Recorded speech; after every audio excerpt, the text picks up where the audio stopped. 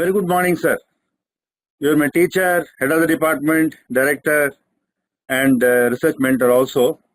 It's my great pleasure to be interacting with you and talk to you about the good old times at IIT Madras. So, you had done your undergraduate education at University College, Bangalore, followed by master's degree in IISc, and then another master's and PhD from University of Waterloo in 1970. So, when did you join IIT Madras, sir? September of 1970. I had come here on a vacation, and then Natarajan, he was my teacher at the Indian Institute of Science. So he asked me if I was interested in a faculty position at IIT Madras, because they were just at that point of time they were recruiting new faculty members. So I said yes, and I attended the interview, and they selected me. And then I had a little bit of an issue whether to join, pack up and come back to India, or to go back to Canada, because I had a postdoctoral research fellowship in Canada at that time. So I decided, of course, obviously the influence of parents and so on, and therefore I joined IIT Madras. And I'm glad I did, because I have had a 1970 to 2000, about 30 years of active academic service at IIT Madras, which is by all accounts one of the best institutions in the whole world, not only in India, but also in the whole world. What you have said about my education and early experience, a couple of gaps there. I worked in Tata Power Company for about 6 months, and then in Canada again as a postdoctoral research fellow for about 6 months. Otherwise, my career is complete, as you have mentioned. You know, I have to say something about you. You have been one of our best students, and of course, you went abroad for your PhD. And when you came back, I think you fitted very naturally into the academic system at IIT Madras. And I know you have been there since the time you joined. But you joined IIT Kanpur first, right? Yes, sir, 1985. So you joined IIT Kanpur, and we pulled you away from Kanpur to us. And I hope 1993 shifted to IIT Madras, sir. Shifted, okay. And I hope you have had a satisfactory and fantastic time, sir. Great time. Yes. And my complaint against you was that you take on too much to do. So many items, we would be afraid to take on all those responsibilities.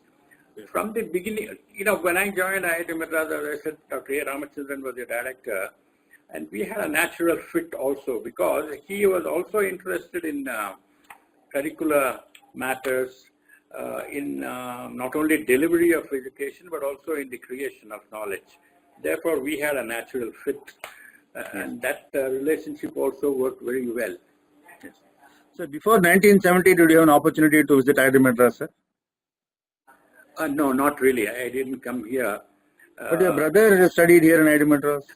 Yes, but much earlier than that, probably the second batch. So 60 or to 63, he was in the 3-year program, so I did not visit IIT Madras. Okay. And the reasons for my joining the institute, I had a preference for an academic career, and as I mentioned earlier, we had heard a lot about IIT Madras, except that we were understaffed as usual, and the facilities had not been established.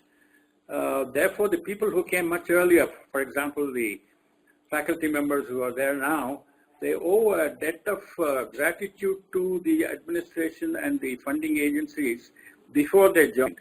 They probably think that that everything was ready and operational by the time we joined. Not at all. As you were talking about my brother, they were staying in a hostel outside the institute, and the campus was being built. So I have a small grouse there. If you look at the AICTE requirements, because I've been a regulator, regulations, a lot of things have to be in place, both academic as well as extracurriculars, stay arrangements, and a whole lot of things. And for the faculty families, the support infrastructure. Before the students come in and start starting their education. However, even now, institutes are started, announcements are made, and then the campus is getting prepared. That is really not at all a good policy. What you lose is about 3 years, because it takes about 3 years to set up a campus. A real case in example is the IIT in Hyderabad. At the moment, they have a very nice campus, but when they started, and I was the chairman of a 3-member committee to decide on the location of the IIT in Hyderabad. There were 3 options, and we chose what we thought was the best option. But the point is, when they joined, it was a temporary campus, whereas now it is a very well-designed, probably one of the best campuses. So the students who join, they are deprived of a whole lot of necessary and desirable infrastructure. Even today, you must have seen in the newspapers that the faculty shortage in each of the IITs is about 30% or 35%. So that is, you are deceiving the students who have joined you in the hope that they will get a wholesome education. So Yes. that is part of the issue. So in IIT Madras also, the initial classes were held outside IIT, sir, in AC Tech or something, initially in IIT Madras. Yes, at IIT Madras, quite right. It took a long time for them to establish the departments. But they had an advantage that German academic faculty members from 5-6 universities, they were called the Madras Committee. They had a Madras Committee at that time. And they designed the syllabus, they designed the important infrastructure.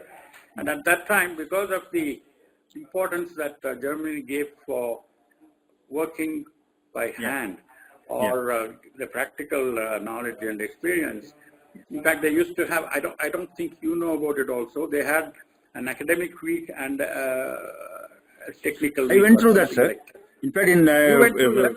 yeah. So we had one week of academic week, and the next week was workshop week.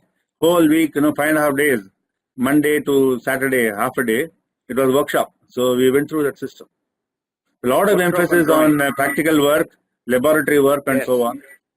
And 5 years of program. So what is your impression about 5 years to 4 years, sir? Has it diluted the program or? No, the 4 years was made essentially because of the fact that in the higher secondary or the second year intermediate, for example, they learned a lot of math and physics and chemistry, which need not be repeated. Even today, as you know, there's quite a bit of repetition in terms of physics, chemistry, mathematics, although workshop and drawing were different. I think it was a good idea to reduce, because we also wanted a compatibility between the US system and the Indian system, whereas the German system and the Indian system, many differences, because the basic degree was a 5-year diploma. But because of commercial and other interests, they also fell in line with the international practices. So there they have a 4-year undergraduate program. So one more thing is, the initial years it was an annual examination system, sir. So like this university, and later on the semester system came. So did you feel that going from annual to semester was an improvement, or what is your opinion about that? Internationally, as you know, we have the semester system. Recently, I was in an advisory committee to convert the conventional engineering program from a semester system to a trimester system. This was an institution which was famous for, it is in Bombay, famous for their management program. They felt that they could follow the same practice, but then I was one of the principal advisors who suggested that it will not work in engineering. The reason why the annual was changed to semester was because continuous evaluation, and you could have the tests and semester examinations, and also more subjects can be managed. If it's an annual thing, it will be more difficult. And the other consideration, taking the students' interest into consideration, was that students study only before the examinations. They do not have a continuous study and evaluation. I think the semester system is probably the ideal, neither the annual system nor the trimester system. Trimester system seems to be suitable for the management programs where you have to study a large number of subjects. So when we were students, the emphasis was more on the undergraduate programs. But slowly the emphasis seems to have shifted towards PG programs and research. So what is your observation on this? Yes, I'll tell you.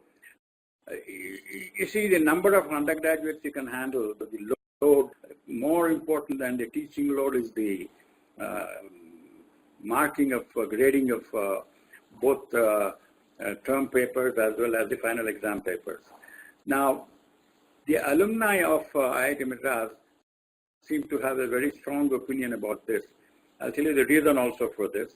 They felt that the undergraduate students is too valuable a program to dilute or reduce in magnitude or increase the emphasis on postgraduate programs. In fact, a group of, I was in Canada at that time, a group of alumni met us because we were from the same institute, senior alumni. They said, for God's sake, do not remove or dilute the undergraduate program. Okay. The reason for that, the IITs are known more for the undergraduate programs than for the postgraduate programs, including the PhD programs.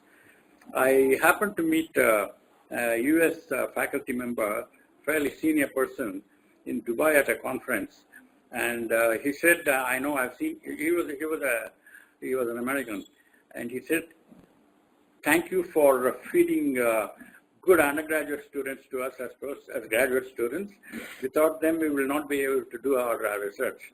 So he also suggested that our undergraduate programs, and we also know that they are the star products for many reasons.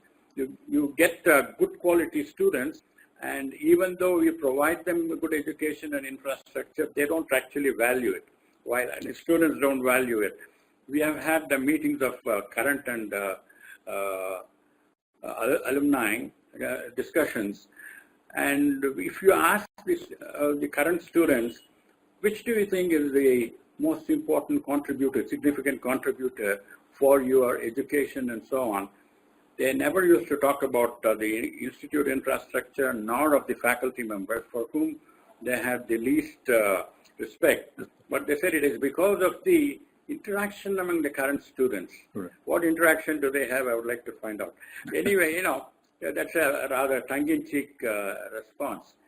But it is true that you put bright students who, if they want to study very hard, of course the facilities are available, but the interaction among them, that's why in many of the US universities, you will know that when they choose the students, they choose a good mix of students with different capabilities and different interests and things like that.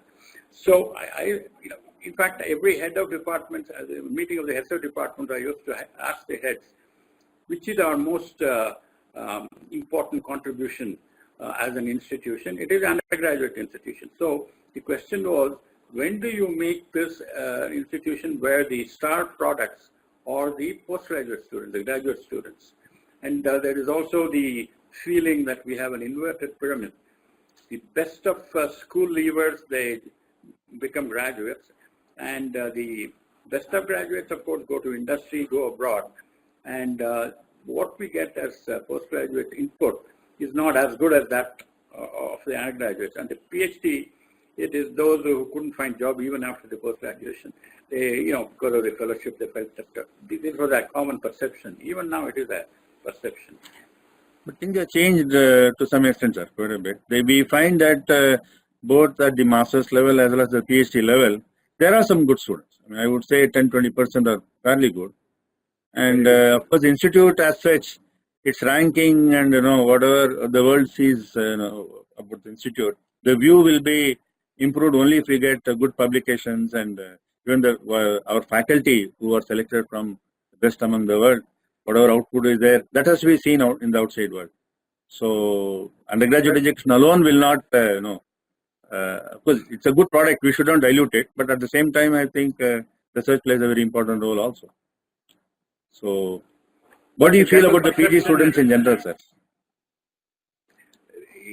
Nationally, I can talk about it.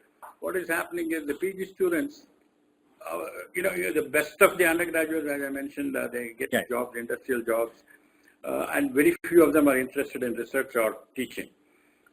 Of course, they want to get the maximum education before they start delivering that education to people. However, at the moment there is a real issue, employment and employability of the postgraduate students. As you know, when the companies come to the campus, they are not interested in interviewing the postgraduate students. First, they would like to take a look at the undergraduate students. This is a serious issue. That's why people like S. Gopalakrishnan, formerly of Infosys, he has set up some incubation centers, entrepreneurship training and things like that in Kerala. That's where he comes from. And he has given a large amount of money for these things to be set up. Now, when I was in the IIT many years ago, there used to be a ranking of the best Asian universities. Japan, Korea, China was not yet a significant part. And IIT Madras was almost always in the first three. And we used to be very proud of that. This is the magazine Asia Week. They became more and more sophisticated, and when they stopped doing it after the QS and the THE rankings, the Times Higher Education rankings, they became famous because that was global. It was only Asia. So they used to have as one of the parameters internet connectivity per student. So they had become quite mature and sophisticated. And we always used to come within the first three, and we were very happy. And I had a committee to look at the reasons why we were not number one. I believe these rankings, many people do rank, and I've done some work on rankings, academic rankings. And it is very important to benchmark your institution with the others, and the rankings provide an opportunity for doing that. Yeah. Of course, there are some fraudulent activities. You take advertisements in our journals and attend our conferences, sponsoring them, and they get slightly higher rankings. But however, the methodology itself has become very sophisticated. Yes.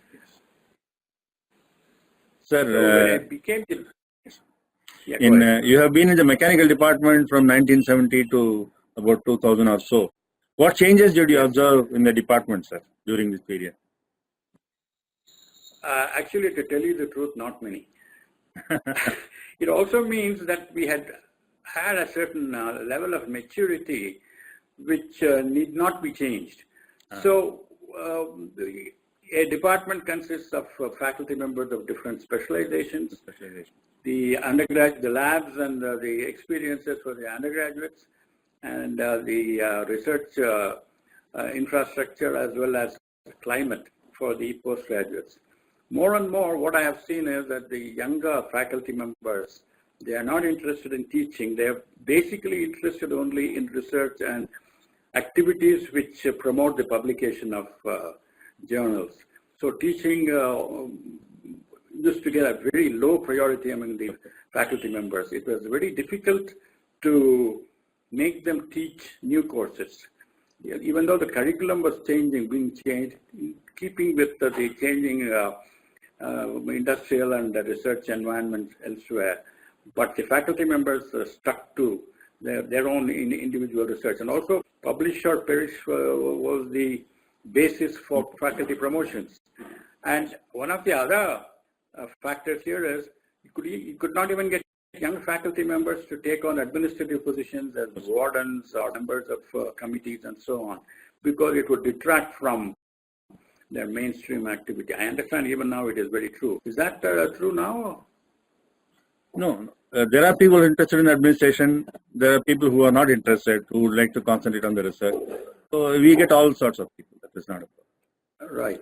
And of course, the kind of the mix of topics on which the faculty members work, they have also changed considerably because internationally, and usually people do not want to take up work that involves a lot of experimentation and labs. Almost everybody has gravitated towards computers. No, not really. Now the materials area has really expanded. So people are looking at micro, nano scale things in every area, whether it's mechanical or chemical or metallurgy or whatever. So those kind of current areas, a lot of people are working. And then energy related research is also going on. And you are aware of the combustion research also, where you have helped us really. The combustion research, NCCRD. Yes, there's a lot of potential. We hope it will serve the country. We have very severe requirements in combustion. And for example, Ajit Kumar Kolar of heat transfer, he almost transferred the fluidized bed combustion facility from New York because he worked there and they did not have much interest in that subsequently to our IIT. But I understand that the activities there are petering out. People are interested in, they like to do modeling of FBC and so on, but not so much. This is really something that is happening all over the world.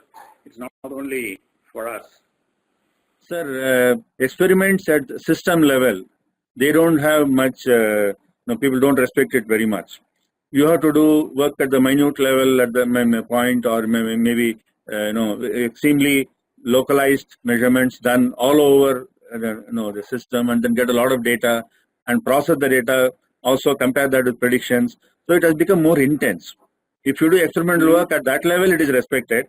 But system level measurements, so you take an IC engine and measure input output, that kind of research is not respected. So it is difficult to publish that kind of work. What has happened is experiments have become very sophisticated. You require sophisticated instruments, a lot of money has to be invested. Either you do research at that level, or experiments at system level are not getting much respect. That is the problem. So it has become very expensive in the process. Yes, you're right. My faculty supervisor used to say that nature and reality are only in experimental work.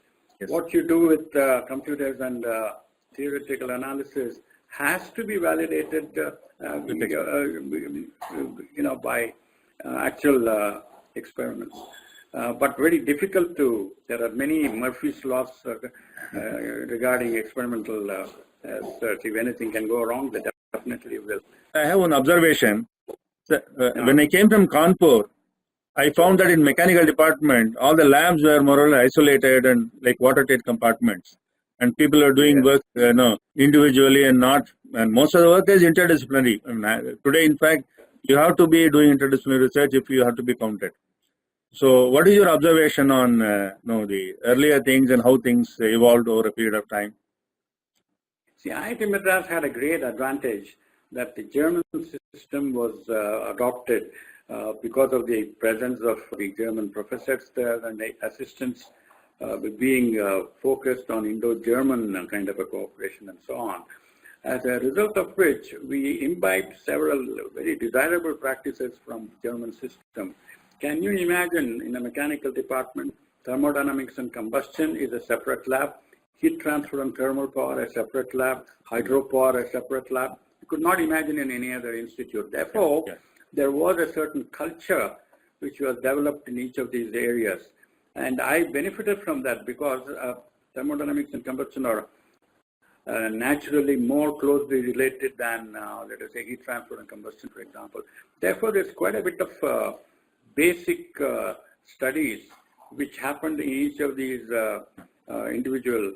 They are not different disciplines, but different parts of mechanical engineering, but grouped in a very,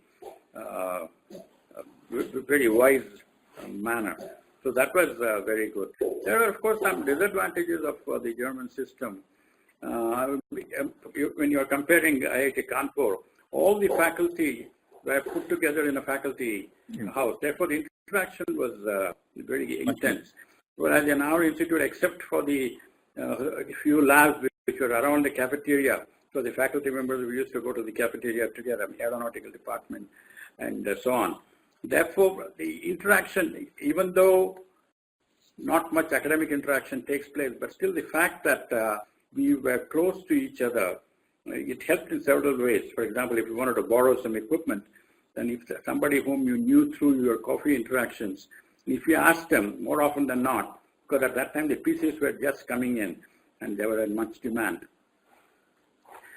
I have a few other things to talk about our institute where I had some contributions to make. Yes. And that is, I looked at the different systems and I felt that, you see, I brought ISO 9000 to IIT Madras, the first IIT to have it, because I had several interactions with professional people, both through professional societies as well as through my personal relations.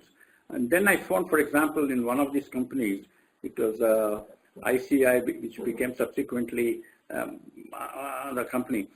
They had ISO 9000 and you could feel the existence of ISO 9000. The place was very clean, the quality policy was exhibited all over the place, and each person had a sense of responsibility and belonging to that institution. Therefore, when I discussed having it in IIT Madras, the faculty members, of course, felt that it was not suitable for an academic institution. But my argument, which ultimately prevailed, was that there are many activities in an academic institution which are similar to what happens in industry. For example, if you take a look at it, it's a shop where students are trained, but also products can be made and sophisticated equipment can be utilized. Now, library, administrative section, they all have similar, characteristics as the industry.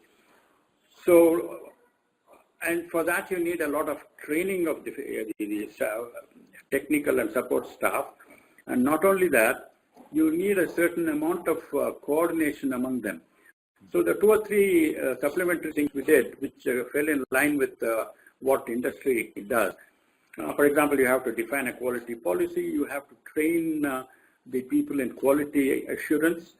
So we had a lot of training programs, and you also printed the quality policy. That is, Toyota does this. That is, you print this at the back of a calendar, in a pocket calendar, and that explanation for this was that you keep it in your pocket, the gentleman, and it is close to the heart. So, and I found subsequently at some meetings that our faculty members were very proud of our institution having ISO 9000, particularly the workshop people, because when they move about with other mechanics and the foremen and so on of other factories, for example, they were proudly mentioning that IIT Madras has ISO 9000.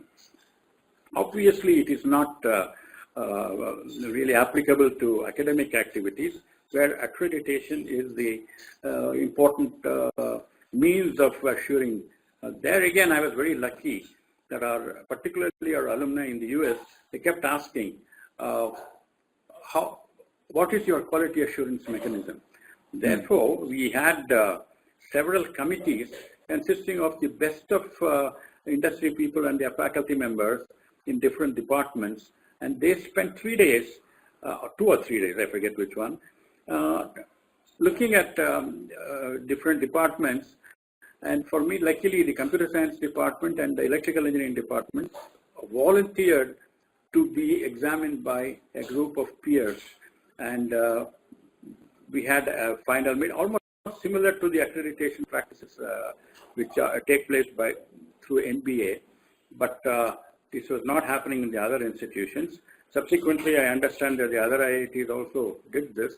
So they had a very intense interaction with the faculty members of the department, and we were surprised in the administration that computer science came forward, because they were all very bright and proud faculty members. They took it very seriously, and every 6 months this happened, and at the end of the 6 months they had to report again back to the committee what changes they have made, what improvements they have made.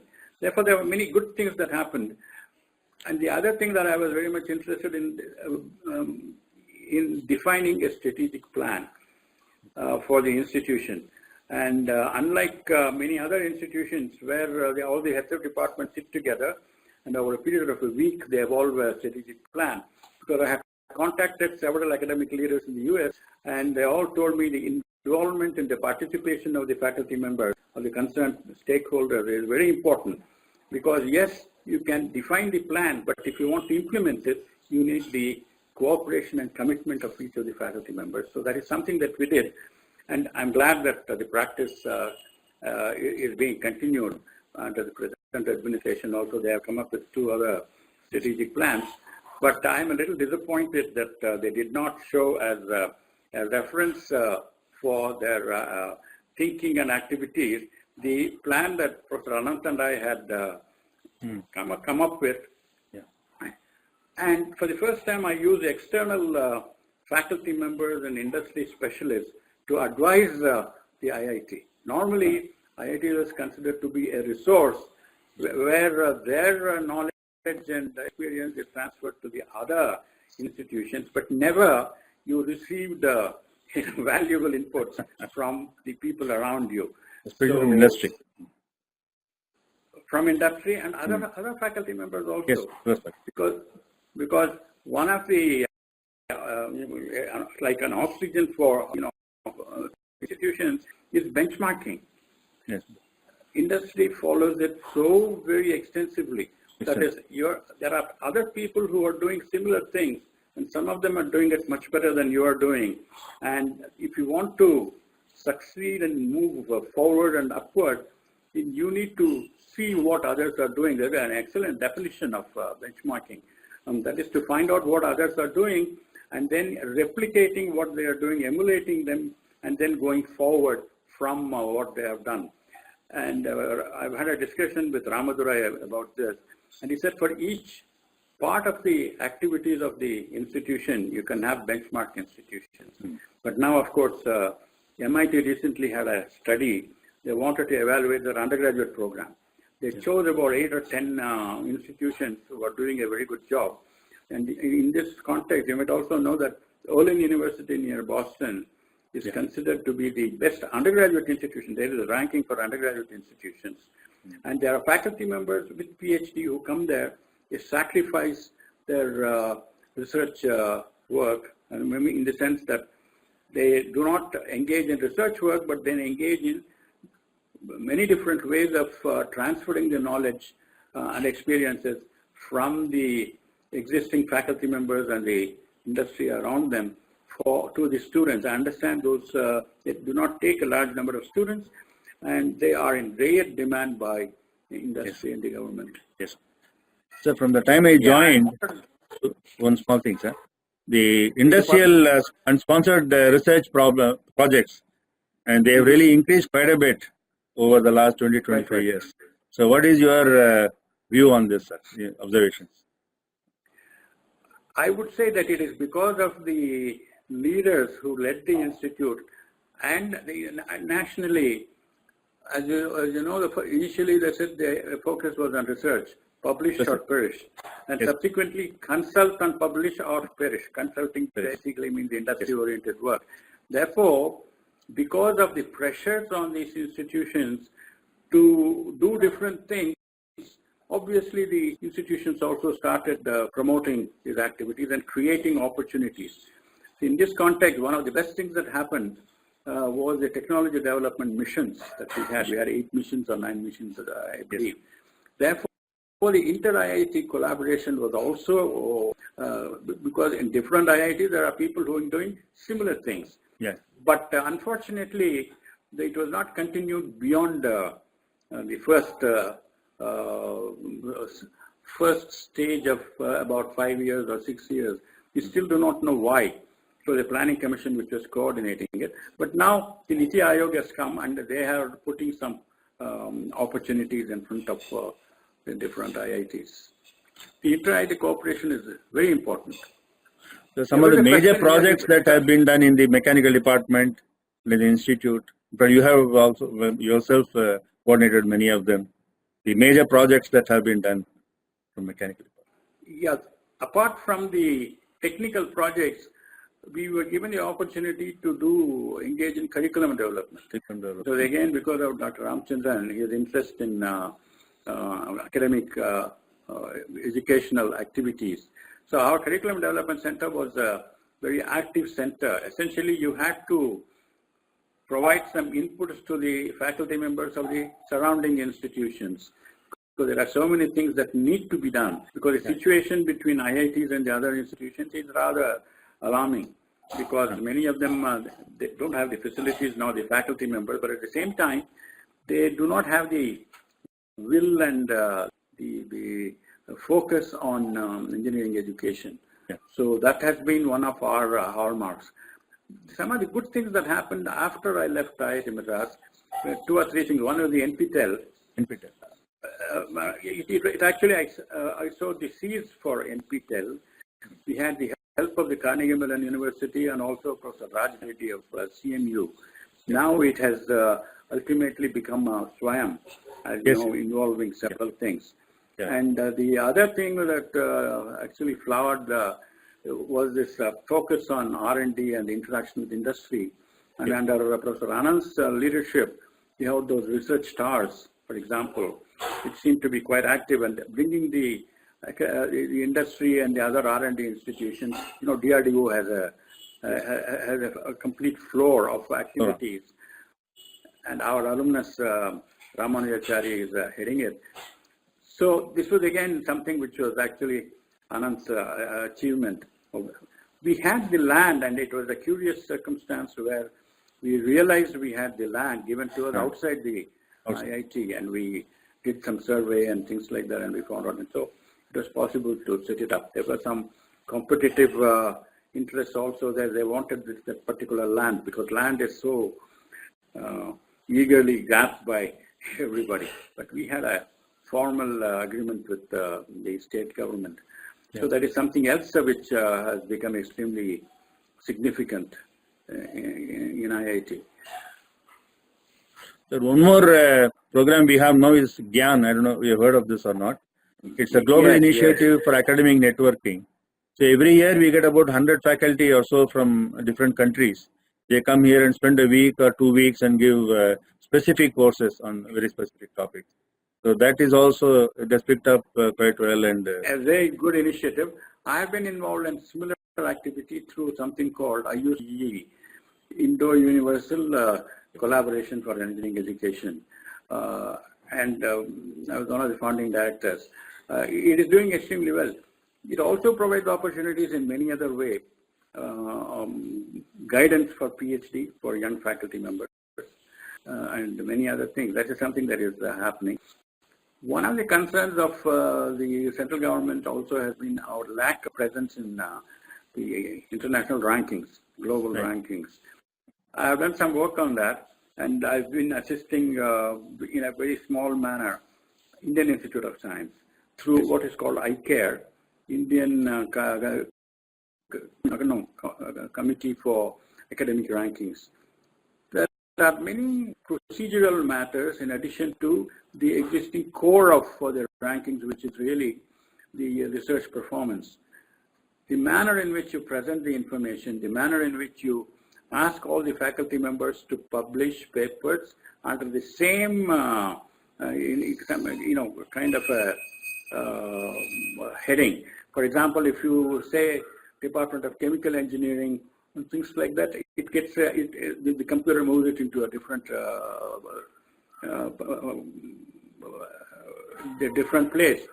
IIT Madras should be available in every paper. Only then will it be counted along with the other papers for that particular institution. These are some simple things, but the more important things are publishing in Scopus indexed or journals which have impact factor. The young people, in order to increase the number, quantify, they publish in several different journals. Now, this is something which will act against the Indian journals because they are not counted. Now, the question is, it's not the number of papers, as you know, it is the quality. how is the quality defined? Either through the Scopus indexing. There may be some difficulties, but that's a different thing. And then journals having impact factors. Therefore, the young faculty members, because I go to different institutions now, they should publish only in journals which have a certain minimum amount of quality. Only then, because they want to show some publications for their promotions, they publish.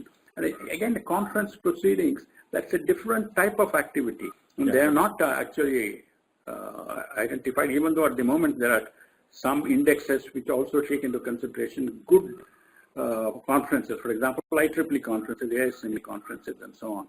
But they are in a different compartment altogether. Yes. But for our promotion, we count only the Scopus index journals. We don't consider other journals at all. Then the question is, then why do you want to publish in other journals? Yeah. Because once you have published it, then you cannot publish the same thing or parts of it in Scopus index journals. Therefore, it's a very simple analysis. The question here, interesting question, was suggested as things for discussion. CRD, Narayanpuram. See, I have gone through the origin and the demise of the CRD. Many of us felt that it was not in our mainstream activity. For example, if you look at a faculty member, what does he gain out of involvement in CRD activities? At the moment, the industry is doing it through CSR, right? Because it can be counted, it can be shown as a desirable, worthwhile activity. CRD, there were a couple of problems. One, a loan was taken. At one point of time, the loan plus the interest was so great that there was no way that the IIT was would be able to repay it, and therefore an exemption was sought when P. Chidambaram was the finance minister. Again, the director who actually originated that idea, Professor P.V. Interdisciplinary, he talked to quite a few people to make sure that the interest did not accumulate over the years, and also to write off that particular loan, which is not a great amount of money. But the activities, some of us felt, to what extent they enhance the value of that activity for the IITs. First one. Secondly, there were a lot of people employed because there were a lot of semi-skilled activities which had to be done. And these employees of these society, for instance, wanted to be absorbed as IIT employees. That's a very serious, it has very serious political implications. So these two things in particular, we have to learn from past experience, particularly bad experiences. And these two were not compatible with what IIT had to do. That was one interesting question. I have one interesting. Over the last 3-4 decades, the JEE exam also has been undergoing some changes, and effect of coaching also has been very strong. So, do you feel these have really influenced the quality of the students we are getting in IIT at the undergraduate level?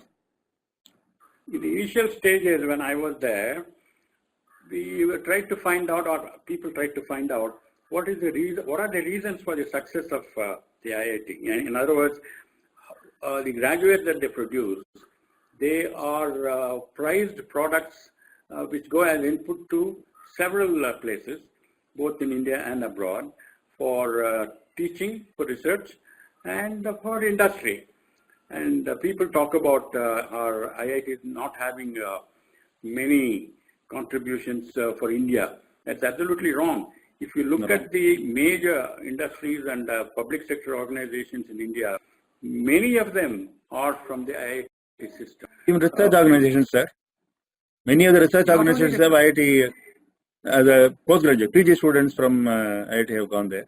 ISRO, NAL.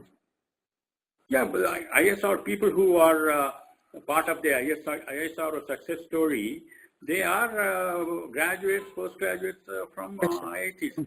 Therefore, we have a lot of contributions. In fact, PHU, that it felt very sorry that, and it is an iconic institution, that they were being criticized for not contributing to the national development in different areas. and they have published a booklet indicating their major alumni who have indeed contributed to the Indian industry R&D. It's a huge number of people. Therefore, all IITs have done that. That was one.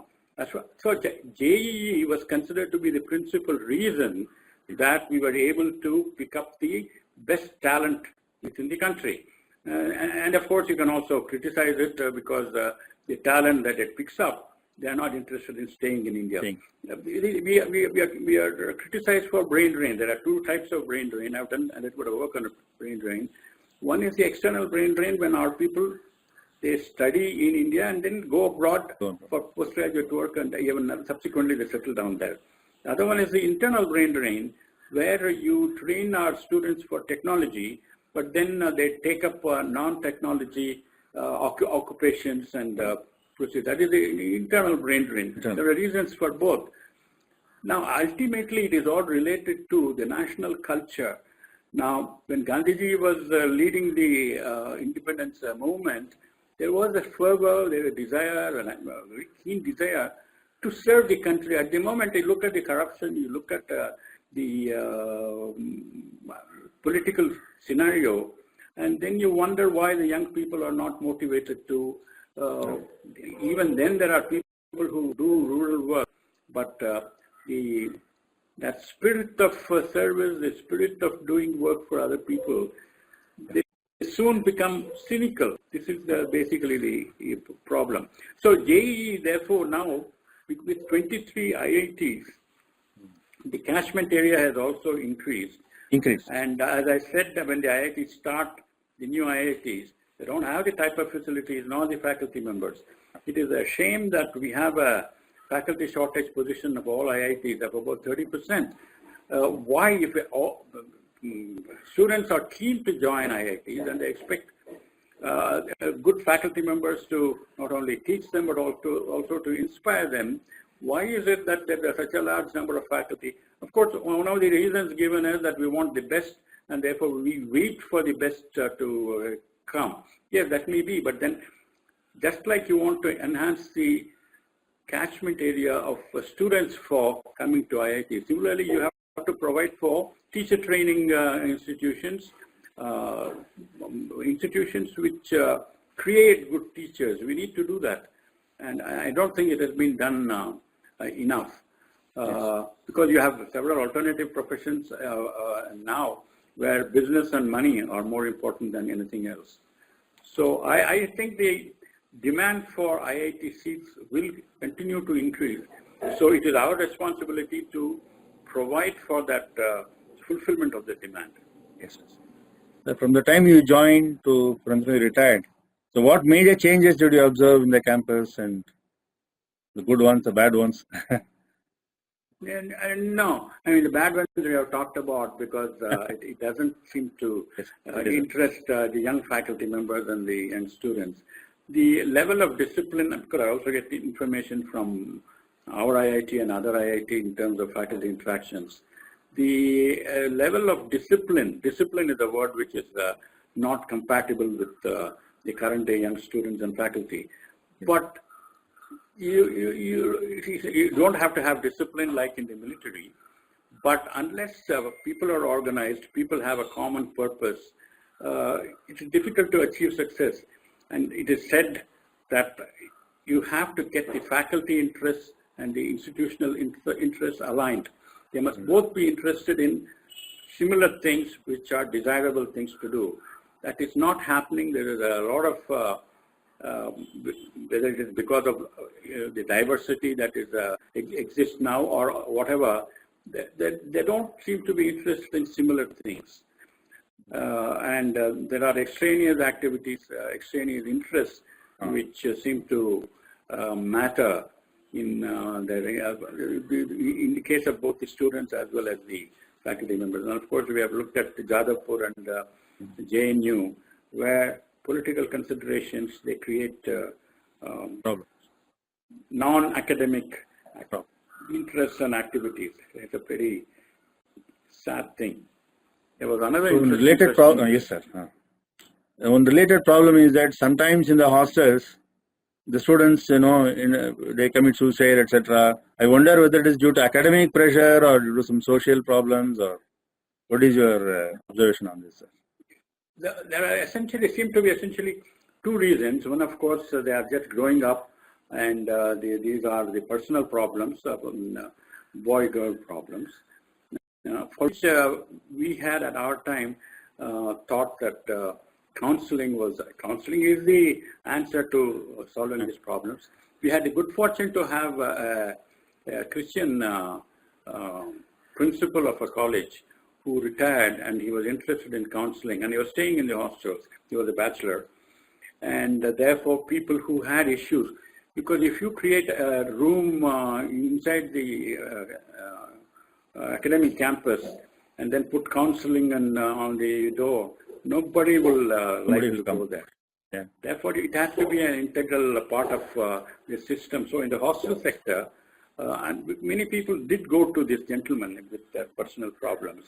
And sometimes a lady is better than a gentleman. Yeah, better also for these personal problems. So they don't call them psychiatrists, they are psychologists, which is a completely different branch of, and they are very sympathetic. And every good institutions in the US also has such a thing.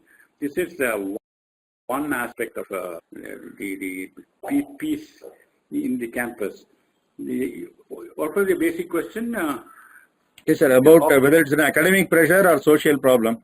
I also think it is mainly social. Social problem that... social, yes. Quite right. And in some cases, there may be academic problems also, because we used to recognize this and talk about it during the welcome to the freshers. When you are in a small institution, you are number one. But then if all of them are put together, somebody is the last to tell you the truth. And therefore, it is very severe pressure, and it is also exacerbated by the parents. They keep asking them, hey, you were number one, and what is happening now? Why are you failing? Because our Senate matters are quite, I wouldn't say strict, but quite rational. And if somebody is not able to cope up with many subjects, no point in him being there. And that's why Professor Interdisciplinary, he gave them a way out by giving them a BA in technology arts. But that did not work, because many people said, we came to IIT for a BTech degree, not for this degree kind of a thing. Yeah, but everybody cannot do everything. So at some point of time, you should recognize your strengths and weaknesses. And that is a very mature decision one has to make. And the parents have to chip in and help them to do this. And one set of examples people can give is all the great Steve Jobs and Bill Gates and so on, they were all college dropouts. I mean, there's a reason for that, because they felt that they did not gain anything through that, going through the academic studies, but they had other innate abilities, innovative capacities, which they could pursue to perfection and then make a name in that particular area. So these are mature aspects. You cannot expect an 18-year-old student to recognize these things. Yes. So, you have any advice to the faculty and students for sustaining the excellence in IIT Madras? I don't believe that we have reached the peak and we need to sustain it. We still have to go a long way. I believe you have to go higher and higher and higher.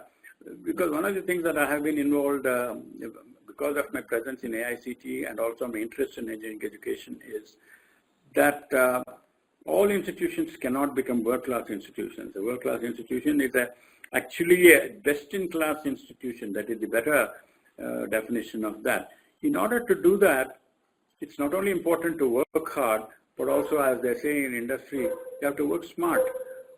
We have to choose. There is a decision-making process that has to be adopted. To choose the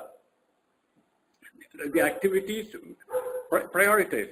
First, prioritize what is important for yourself and for the institution, and then focus all your energies in order to excel in those things. And it's not easy. For example, take a look at teaching. So much of learning resources are available both online as well as the libraries and so on. It's a constant struggle for the faculty member to be one up on the students. And therefore, the present model of teaching learning doesn't work anymore. It is a collaborative learning that one has to participate in.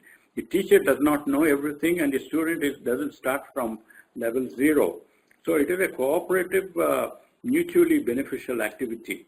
So these processes have to change. There's a disruption occurring in education in particular, and technical education, because technical education has technological factors which need to be taught and which need to be imbibed.